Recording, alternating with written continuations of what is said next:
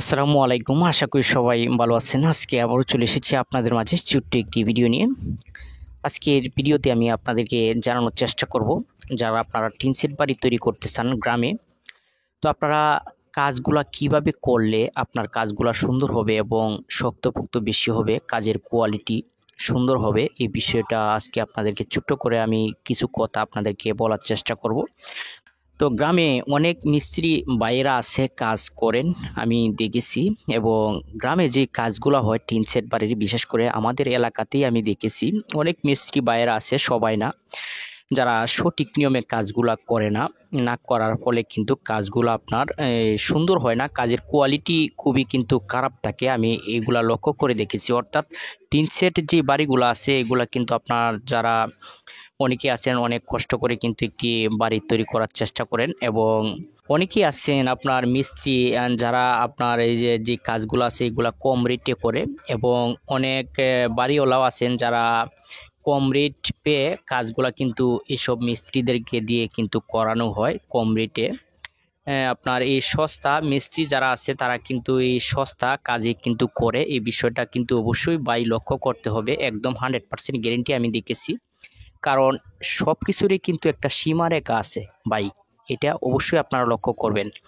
সীমা অতিক্রম করলে কিন্তু এই মিস্ত্রিকে কাজ দেওয়া যাবে না। এটা যেটাই হোক না কেন, যদি অতিরিক্ত মজুরি হয় কাজের, যদি হিসাবের চেয়ে মজুরি বেশি হয়, তাহলেও কিন্তু তাকে কাজ দেওয়া যাবে না। আর যদি হিসাবের চেয়ে মজুরি কম নেয়, কম চায় মিস্ত্রি যে কোনো বাড়ির কাজে, তাহলেও কিন্তু তাকে কাজ দেওয়া যাবে না। এই বিষয়টা অবশ্যই লক্ষ্য করতে হবে। অর্থাৎ সঠিক যেই হিসেবটা আছে, হিসেব করে মজুরি যত টাকা আসে, যার সঙ্গে হিসাবটা ম্যাচিং হয় তাকে দিয়ে কিন্তু আপনারা কাজ করাবেন।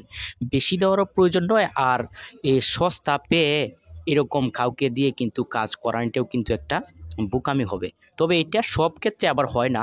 অনেক মিস্ত্রি আছে আত্মীয়র মধ্যে নিজের মধ্যে কম রেটে কাজ করতে পারে। যেমন আমার নিজের মানুষ, কাছের মানুষ যদি হয়, এরকম যদি হয় তাহলে কম রেটে করতে পারে, এটা হচ্ছে অন্য হিসাব।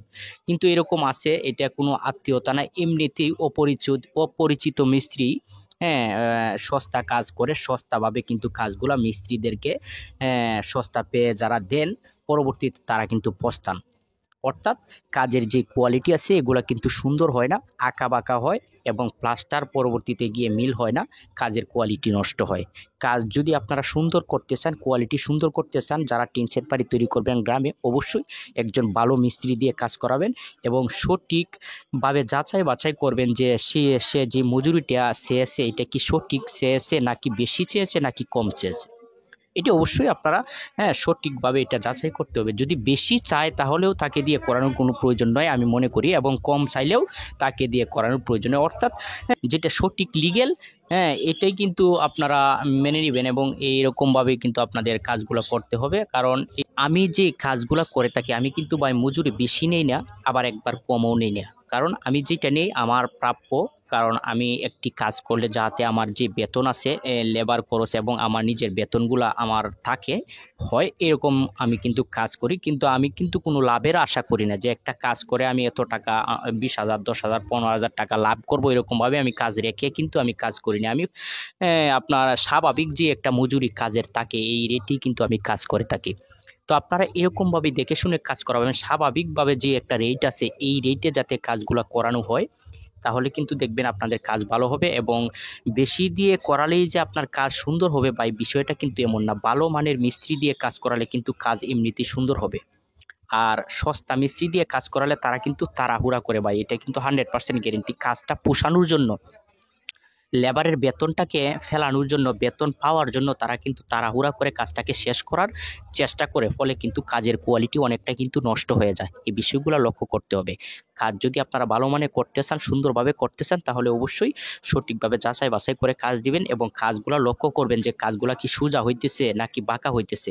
এবং প্লাস্টারগুলো অবশ্যই শলে সুতায় করতে হবে, গজে আছে কিনা, যে ফাটটা আছে এই ফাটটা দিয়ে কিন্তু সঠিকভাবে সোজা করে প্লাস্টার করতে হবে, গাঁথুনি করতে হবে, শল করে সুতা ধরে সুন্দরভাবে করতে হবে। এবং কলামগুলা যেগুলো আছে রিংটোন কলাম, এগুলোও কিন্তু শলে সুতায় কাজগুলো করতে হবে, যাতে সুতায় সুতায় তাকে দেখতে যাতে ভালো লাগে, আঁকা বাঁকা না থাকে। আর যদি সস্তা হয় তাহলে কিন্তু আঁকা বাঁকা হওয়ার সম্ভাবনা কিন্তু খুবই বেশি। 100% আমি লক্ষ্য করে যে দেখেছি গ্রামে বিশেষ করে এই ঘটনাগুলো হয়ে থাকে। তাই আজকে এই বিষয়গুলো আপনাদেরকে আমি বলার চেষ্টা করি। বাস্তব কথাগুলি কিন্তু আমি বলেছি, এগুলো মিথ্যা কথা না ভাই। আপনারা বিশ্বাস করলে করতেও পারেন, নাও করতে পারেন, এটা আপনাদের ব্যাপার। আপনারা ভালো থাকবেন, সুস্থ থাকবেন। আজকে এই পর্যন্তই, আমি যতটুকু পারি আপনাদেরকে বলার চেষ্টা করলাম।